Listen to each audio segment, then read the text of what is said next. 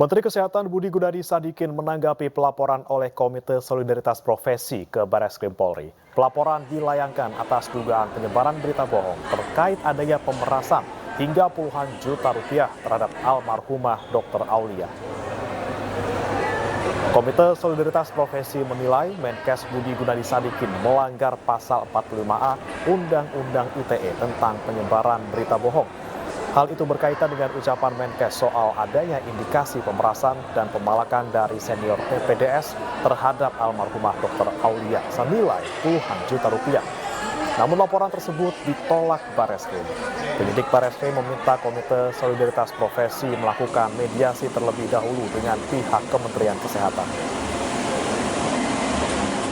Pak, kemarin Komite Solidaritas Profesi melaporkan ke Barreskrim, itu responnya gimana ya Pak? Iya Pak, mesti tanya ke Barreskrim, setahu saya sama Barreskrim Difasilitasi untuk mediasi itu udah ada informasi belum Pak? Saya belum dikontak. Kalau diundang untuk audiensi mau Pak? Artinya kalau mereka mau.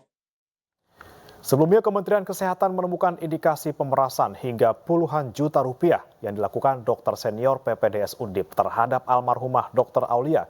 Sementara itu, Polda Jawa Tengah telah memeriksa 11 orang saksi guna mendalami adanya unsur pidana dalam dugaan perundungan Dr. Aulia.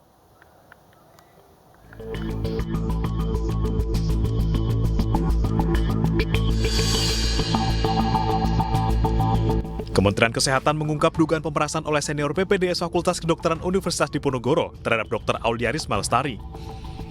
Permintaan uang berkisar antara 20 hingga 40 juta rupiah per bulan. Hasil investigasi Kemenkes ini telah diterima Polda Jawa Tengah untuk diperiksa lebih lanjut. Menteri Kesehatan Budi Gunadi Sadikin membeberkan praktik perundungan di lingkungan PPDS sudah terjadi puluhan tahun dan harus segera dihentikan. Selain perundungan, Menkes juga mengungkap adanya dugaan pelecehan seksual. Ini sudah puluhan tahun tidak pernah bisa diselesaikan secara tuntas karena memang kurang komitmen dari para stakeholder. Nah kemarin sebenarnya saya sendiri sejak menjabat ini kali ketiga saya meminta agar ini dihilangkan. Banyak profesi-profesi lain yang perlu tangguh. Kan perundang ini selalu dibilang supaya tangguh. Ya TNI, polisi juga kurang tangguh apanya gitu. Pilot juga masih harus tangguh. Dan mereka bisa dilatih tanpa perundungan.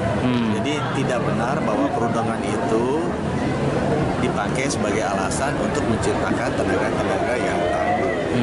Dan perundang ini kan sudah keterlaluan.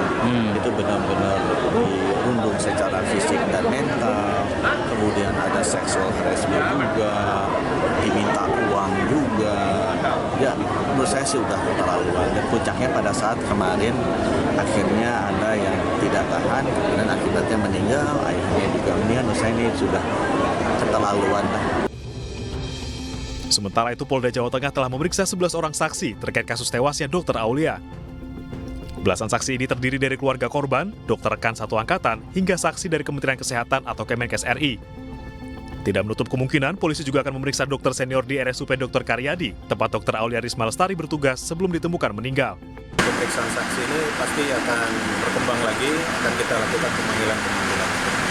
Laporannya apa Pak? Apakah perundungan, intimidasi atau? Jadi laporan polisi yang disampaikan kepada pihak kepolisian, yang pertama adalah perbuatan tidak menyenangkan, kemudian penghinaan, kemudian juga ada pemerasan. Dr. Aulia Risma Lestari ditemukan meninggal secara tidak wajar di kamar kosnya di Jalan Lepong Sari Raya, Semarang, Jawa Tengah pada 12 Agustus lalu. Kuat dugaan kematian dokter asal Tegal ini bermuara pada perundungan yang diterimanya di kampus dan rumah sakit.